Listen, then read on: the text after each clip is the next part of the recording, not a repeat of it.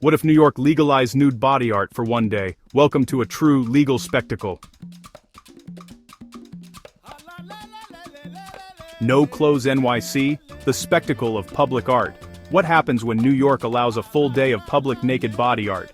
For over a decade, the city answered that question with a vibrant, controversial, unforgettable annual event, NYC Bodypainting Day. This was not a protest in the traditional sense, nor was it a commercial spectacle designed to sell a product. Instead, it was an organized, artistic gathering that transformed public spaces like Union Square into open-air studios. Imagine a summer day where dozens of people from all walks of life willingly disrobe to become living canvases for artists who cover them head to toe in kaleidoscopic designs, intricate patterns, stunning visual narratives.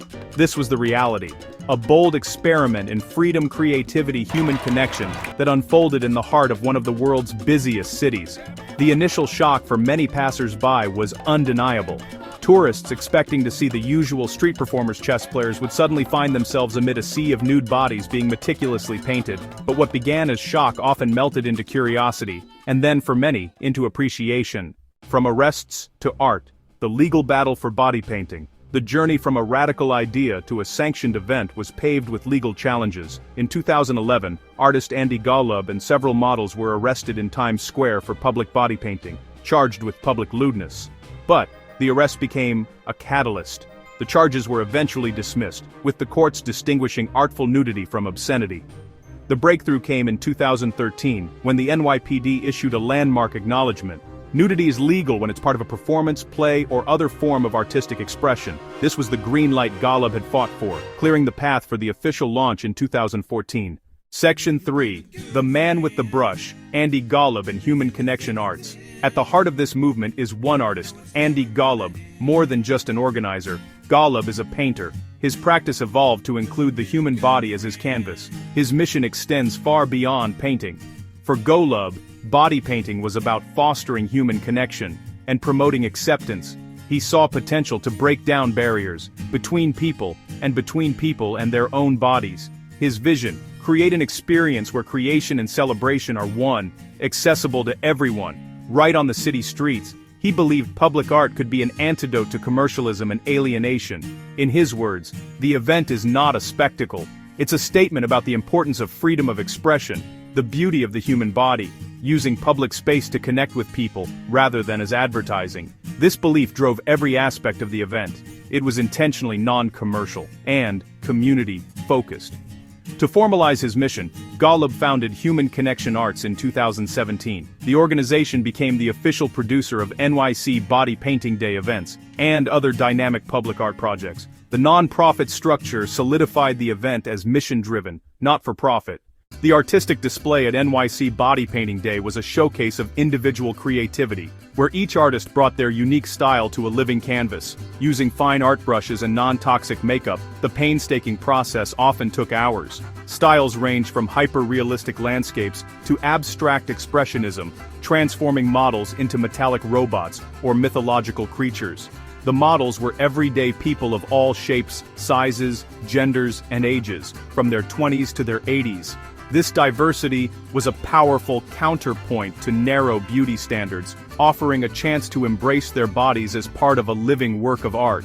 The collaboration required deep trust, as the artist adapted their design to the unique contours of the human form. The result was a co-created masterpiece, a temporary union of artist and canvas. The public reaction to NYC Body Painting Day was a complex tapestry of emotions. For the unprepared tourist, for the hurried local, stumbling upon dozens of nude bodies in a public square was a shocking experience. Initial reactions often ranged from wide-eyed disbelief, nervous giggles, to outright bewilderment. Cell phones inevitably came out. Some shook their heads and walked away. These moments highlighted deep societal taboos, but for many, shock became curiosity and support. People lingered and looked past the nudity. They focused on the artistry and the joyful atmosphere. They saw the intense concentration of the painters and the calm patience of the models. Supportive cheers as a finished piece was revealed. Onlookers applauded and spoke with artists and staff. The crowd became protective and celebratory. Public nudity framed as beautiful and empowering. Still, there were critics. Organized opposition and conservative groups voiced concerns. Worries about children and public decency were raised. Some argued it offended public morality. Critics framed it as a slide into moral decay, challenging the legal protection that treated it as art. After a remarkable run of more than a decade, NYC Bodypainting Day held its final event in July 2023, marking the end of an era for public art in the city. The decision to conclude the event was not due to legal pressure or dwindling interest, but was a conscious choice made by its founder. The final gathering was a poignant and celebratory culmination. It was both a farewell and a final, vibrant assertion of freedom and creativity. For the artist model's longtime supporters who gathered, it was a chance to participate one last time in the magical atmosphere that had become a cherished summer tradition for New York's creative community. The final event followed the well-established format that had been perfected over the years. The day began in Union Square, where approximately 50 people volunteered their bodies as canvases. For 4 hours, artists worked diligently, transforming them into a final cohort of living artworks. The air was filled with a sense of bittersweet celebration, a mix of the usual joy and the knowledge that this would be the last time. Once the painting was complete, the newly transformed group embarked on their traditional march. This procession was a moving spectacle. After a successful 10-year run, founder Andy Golub chose to conclude NYC Bodypainting Day at its peak. His reasoning wasn't exhaustion, it was evolution. He's now channeling that energy into a new project called BodyFest. It promises to expand on core themes of body positivity and artistic expression, ensuring the spirit of Bodypainting Day will live on. Explore more stories of art and culture from global trends and travel. The future looks interesting.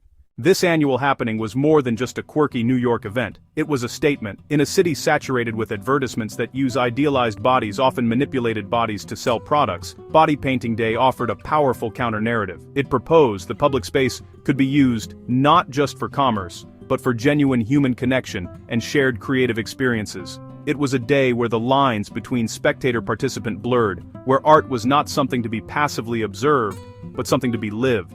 The event's very existence was a testament to a long and hard-fought battle to define the boundaries of art law public decency in the modern urban landscape. It dared to ask whether our bodies, in their most natural state, could be considered art, rather than something to be hidden or sexualized. By bringing this question out from behind gallery walls and onto the concrete pavement, NYC Bodypainting Day forced a city-wide conversation, one brushstroke at a time, about acceptance expression. Organizer Andy Golub described the event's goal as a chance for people to take a moment and really celebrate humanity. Joy celebration, not exhibitionism. Music often played, but the dominant sound was the murmur of conversation between artists and their human canvases, the quiet focus of creation and the exclamations of amazement from the growing crowds. Participants, who ranged in age from their early 20s to their 80s, represented a true cross-section of humanity. Shape, size, gender, ethnicity was present and celebrated. The vulnerability of the models was matched by the intense concentration of the artists, who worked for hours under the sun. This was a day dedicated to reclaiming the human form as a source of beauty, wonder, a living, breathing testament to artistic freedom in the most public way imaginable. This annual happening was more than just a quirky New York event. It was a statement. In a city saturated with advertisements that use idealized bodies, often manipulated bodies, to sell products, Bodypainting Day offered a powerful counter-narrative.